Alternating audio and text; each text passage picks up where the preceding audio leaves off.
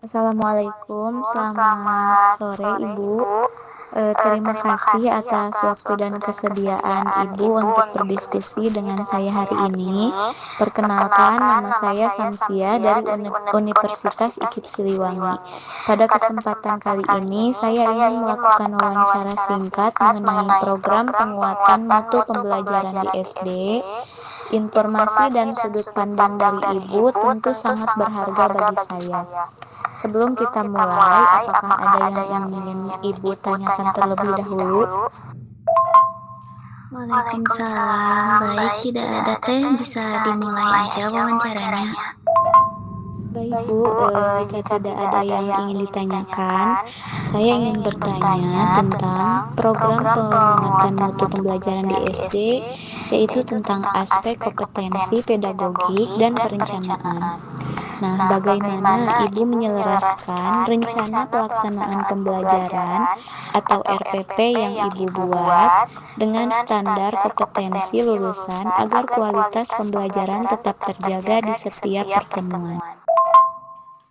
Baik, cara saya dalam menyelaraskan RPP dengan standar kompetensi lulusan atau SKL, saya itu selalu memulai perencanaan pembelajaran dari menganalisis capaian pembelajaran atau CP dan tujuan pembelajaran terlebih dahulu. Nah, dari sana saya akan memecah target besar tersebut ke dalam langkah-langkah RPP atau modul ajar harian.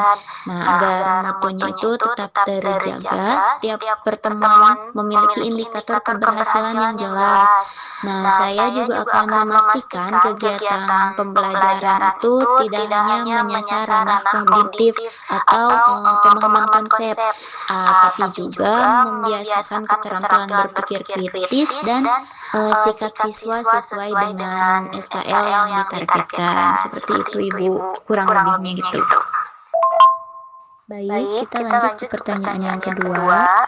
Dalam upaya meningkatkan mutu, bagaimana Ibu mengidentifikasi perbedaan kebutuhan belajar siswa di kelas dan strategi apa yang Ibu gunakan untuk memastikan tidak ada siswa yang tertinggal? Sederhana Bu, untuk pemetaan awal gaya. Baik, jadi bagaimana cara mengidentifikasi dan strateginya ya Bu? Nah, kalau saya biasanya di awal tahun atau bab baru itu, saya suka melakukan asesmen diagnostik non-kognitif dan kognitif sederhana Bu, untuk pemetaan awal gaya belajar seperti visual, auditori, dan kinestetik.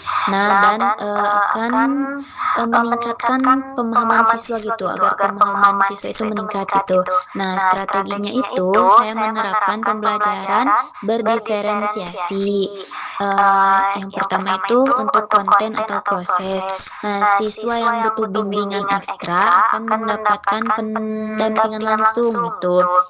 Atau media konkret, sedangkan siswa yang cepat paham diberikan tantangan pengajaraan. Nah, saya juga menerapkan peer tutoring atau tutor sebaya. Agar apa? Agar anak itu cepat paham dan bisa membantu temannya gitu, sehingga tidak ada siswa yang merasa ditinggalkan. Seperti itu Ibu. Baik, terima kasih. Sekarang lanjut ke pertanyaan yang ketiga. Sebutkan contoh konkret bagaimana Ibu memanfaatkan teknologi ICT untuk memperkaya materi ajar dan meningkatkan partisipasi aktif siswa di kelas. Kalau saya sih, kalau di SD gitu ya kan, anak-anak SD tuh sangat responsif terhadap media visual dan interaktif gitu kan. Nah, contoh konkret dari pemanfaatan teknologi ini tuh saya lakukan biasanya penggunaan kuis interaktif, misalnya kayak Kahoot atau Word.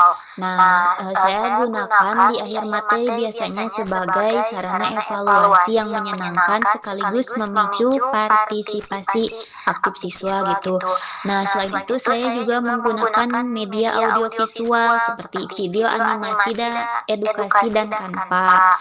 Nah, ini tuh untuk menjelaskan konsep abstrak seperti rantai makanan atau peredaran darah misalnya ya Bu. Nah, agar si siswa itu lebih mudah memvisualisasikan materi. Seperti itu sih. Baik, sekarang masuk ke aspek literasi dan numerasi. Di sini yang saya ingin tanyakan, mengingat literasi adalah fondasi mutu pembelajaran, program inovatif apa yang pernah atau akan Ibu lakukan untuk meningkatkan minat baca siswa di luar jam pelajaran formal? Program yang biasa saya lakukan sih, saya biasanya menerapkan program pojok baca dan pojok cerita gitu. Ada juga panggung literasi minggu ini. Nah, maksudnya di kelas itu tuh disediakan sudut baca yang nyaman dengan buku cerita bergambar yang menarik gitu, agar siswa tuh tertarik untuk membacanya gitu. Nah, yang di setiap pekan juga biasanya ada sesi 10 sampai 15 menitan lah, di mana siswa itu secara sukarela menceritakan kembali buku yang mereka baca di rumah di depan teman-temannya. Nah, ini tuh bisa memotivasi siswa lain untuk ikut membaca tanpa merasa dipaksa gitu Ibu. Jadi akan mendorong yang lain juga gitu. Juga ini tuh membentuk. Untuk pertanyaan selanjutnya, dalam konteks numerasi, bagaimana Ibu mengajarkan konsep matematika agar siswa tidak hanya menghafal rumus, tetapi mampu menerapkan dalam memecahkan masalah dalam kehidupan sehari-hari?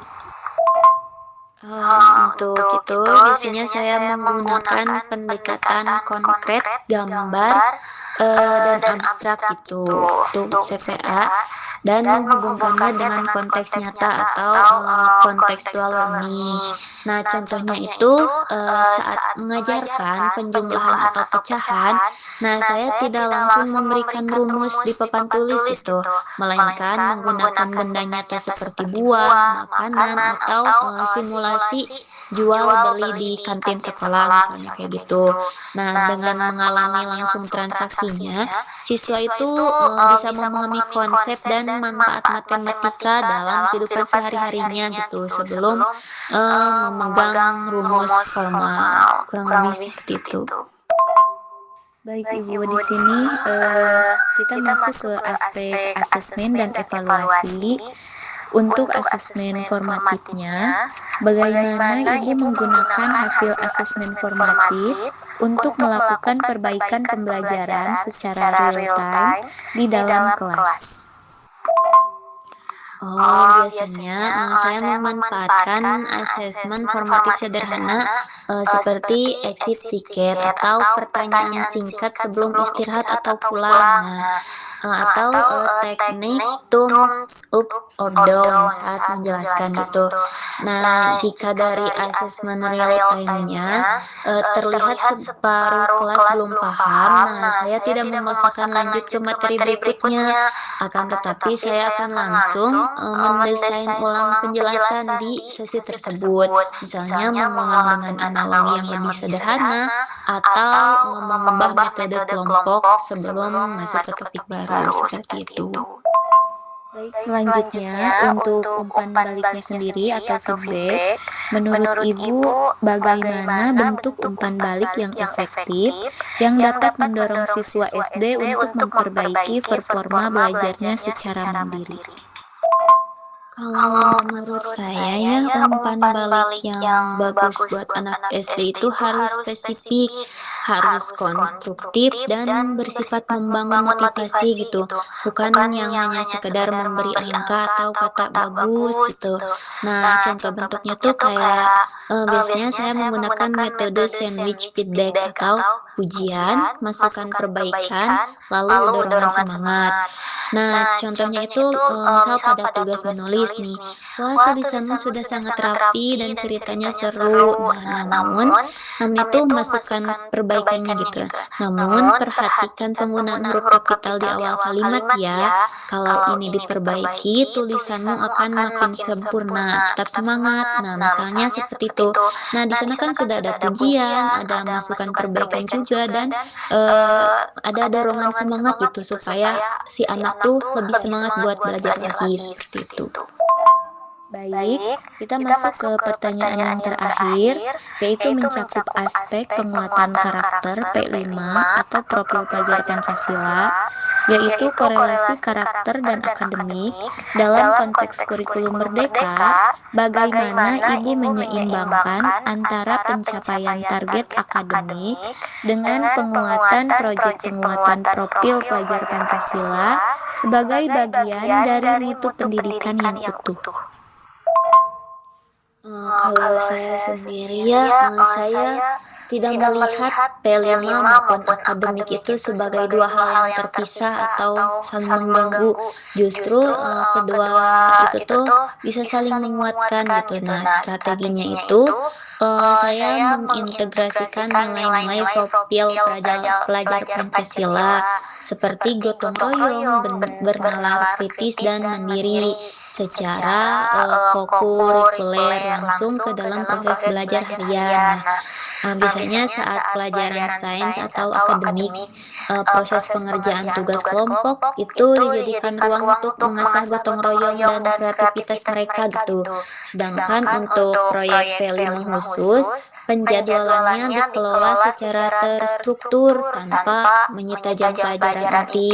Nah, dengan begitu, pemahaman akademis siswa bisa terasa, juga karakternya pun terbentuk secara seimbang seperti itu. Baik Ibu, terima kasih atas wawancara hari ini. Rasa-rasanya seluruh pertanyaan saya sudah terjawab dengan sangat luar biasa. Terima kasih atas waktu, ilmu, dan pengalaman berharga yang sudah dibagikan kepada saya hari ini. Apa yang Ibu sampaikan tentu menjadi catatan penting dan inspirasi besar bagi saya. Semoga Ibu selalu diberikan kesehatan dan kelancaran dalam mendidik generasi muda. Selamat sore Ibu. Wassalamualaikum warahmatullahi wabarakatuh. Ya, sama-sama Ibu. Assalamualaikum warahmatullahi wabarakatuh.